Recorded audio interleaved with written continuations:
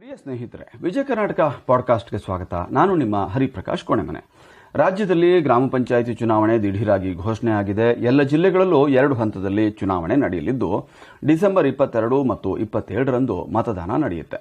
ಈ ನಡುವೆ ಗ್ರಾಮ ಪಂಚಾಯಿತಿ ಚುನಾವಣೆ ದಿನಾಂಕ ಪ್ರಕಟ ಆಗಿರೋದು, ಸಂಪುಟ ವಿಸ್ತರಣೆ, ನಾಯಕತ್ವ ಬದಲಾವಣೆ ವದಂತಿಗಳ ಜಂಜಾಟದಿಂದ ಸಿಎಂ ಬಿಎಸ್ ಯಡಿಯೂರಪ್ಪ ಸಹಜವಾಗಿ ತುಸು ನಿರಾಳತೆ ಅನುಭವಿಸುವಂತೆ ಮಾಡಿದೆ. ಅಷ್ಟೇ ಅಲ್ಲದೆ ಪರಿಷತ್ತಿಗೆ ನಾಮನಿರ್ದೇಶನಗೊಂಡಿರುವಂತಹ ಎಚ್ ವಿಶ್ವನಾಥ್ ಮಂತ್ರಿಯಾಗಲು ಸಾಧ್ಯವಿಲ್ಲ ಅಂತ ಹೈಕೋರ್ಟ್ ಮಧ್ಯಂತರ ತೀರ್ಪು ನೀಡಿರೋದು ಪಕ್ಷಕ್ಕೆ ಹಿನ್ನಡೆಯಾದರೆ ಸ್ವತಃ ಸಿಎಂಗೆ ಇನ್ನೂ ಒಂದು ತಲೆನೋವು ಕಡಿಮೆಯಾದಂತಾಗಿದೆ.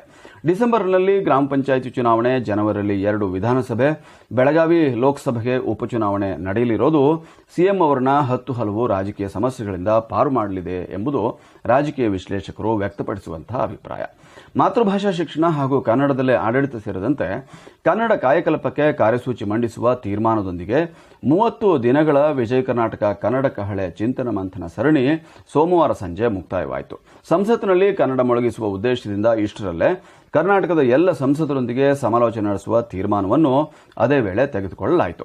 ಕಾಂಗ್ರೆಸ್ ಪಕ್ಷವನ್ನು ತಳಮಟ್ಟದಿಂದ ಸನ್ನದ್ಧಗೊಳಿಸುವ ಉದ್ದೇಶದಿಂದ ಹಿರಿಯ ನಾಯಕರ ಚಿಂತನ ಮಂಥನ ಕಾರ್ಯಕ್ರಮ ಬೆಂಗಳೂರಲ್ಲಿ ನಡೆಯಿತು. ಪಕ್ಷವನ್ನು ಬಲಾಢ್ಯಗೊಳಿಸುವ ಉದ್ದೇಶದಿಂದ ಬೂತ್ ಮಟ್ಟದಲ್ಲಿ ಪ್ರಜಾಪ್ರತಿನಿಧಿ ಸಮಿತಿ ರಚಿಸಿ ಕಾರ್ಯಕರ್ತರ ಪಡೆ ಕಟ್ಟುವ ಕುರಿತು ಮತ್ತು ಪಕ್ಷವನ್ನು ಗಾಂಧೀಜಿಯವರು ಪ್ರತಿಪಾದಿಸಿರುವಂತಹ ಹಿಂದುತ್ವದ ಆಧಾರದಲ್ಲಿ ಮತ್ತಷ್ಟು ಸಶಕ್ತಗೊಳಿಸುವ ಕುರಿತು ಗಹನವಾದ ಚರ್ಚೆ ನಡೆಯಿತು. ಕೇಂದ್ರ ಸರ್ಕಾರ ಇತ್ತೀಚೆಗೆ ಜಾರಿಗೊಳಿಸಿರುವ ರೈತ ವಿರೋಧಿ ಕಾಯ್ದೆಗಳನ್ನು ರದ್ದುಪಡಿಸಬೇಕೆಂದು ದೆಹಲಿಯಲ್ಲಿ ಪ್ರತಿಭಟನೆಗಿಳಿದಿರುವಂತಹ ದೇಶಾದ್ಯಂತದ ಲಕ್ಷಾಂತರ ರೈತರು ಹೋರಾಟವನ್ನು ತೀವ್ರಗೊಳಿಸಿದ್ದಾರೆ. ರೈತ ಪ್ರತಿಭಟನೆಗೆ ಎನ್ಡಿಎ ಕೂಟದ ಪಕ್ಷಗಳು ಬೆಂಬಲ ಸೂಚಿಸಿರುವುದು ಮೋದಿ ಸರ್ಕಾರಕ್ಕೆ ಡಬಲ್ ಸಂಕಟವನ್ನು ಉಂಟುಮಾಡಿದೆ. ಪೆಟ್ರೋಲ್ ಡೀಸೆಲ್ ದರ ರಾಕೆಟ್ ವೇಗದಲ್ಲಿ ಮೇಲಕ್ಕೇರ್ತಾ ಇದೆ. ಕಳೆದ 10 ದಿನಗಳಲ್ಲಿ ಲೀಟರ್ ಪೆಟ್ರೋಲ್ ದರ ಸರಾಸರಿ ₹2 ಏರಿಕೆಯಾಗಿದೆ. ಈಗ ಬೆಂಗಳೂರಲ್ಲಿ ಲೀಟರ್ ಪೆಟ್ರೋಲ್ ದರ ₹85, ಡೀಸೆಲ್ ₹77 ಆಗಿದೆ. ಇಂದು ವಿಶ್ವ ಏಡ್ಸ್ ದಿನ.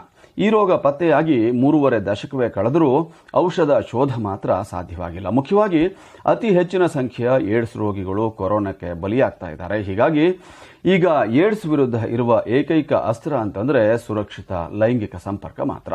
ಸಾಧನೆಗೆ ಅಸಾಧ್ಯವಾದುದು ಯಾವುದೂ ಇಲ್ಲ ಅಂತ ಹೇಳೋದನ್ನ ನಾವೆಲ್ಲ ಕೇಳಿ ಇರ್ತೀವಿ. ಇಲ್ಲೊಬ್ಬರು ಅದನ್ನ ಸಾಧಿಸಿಯೇ ತೋರಿಸಿದ್ದಾರೆ. ಅದು ಬೇರಾರೂ ಅಲ್ಲ, ಬೆಂಗಳೂರಿನ ತಿಜಿಲ್ ರಾವ್. ಇವರು ತಮ್ಮ ಅಂಗವೈಕಲ್ಯದ ನಡುವೆಯೂ ನ್ಯಾಷನಲ್ ಕಾರ್ ರೇಸಿಂಗ್ನಲ್ಲಿ ಅಗ್ರಣಿಯಾಗಿ ಹೊರಹೊಮ್ಮಿದ್ದಾರೆ.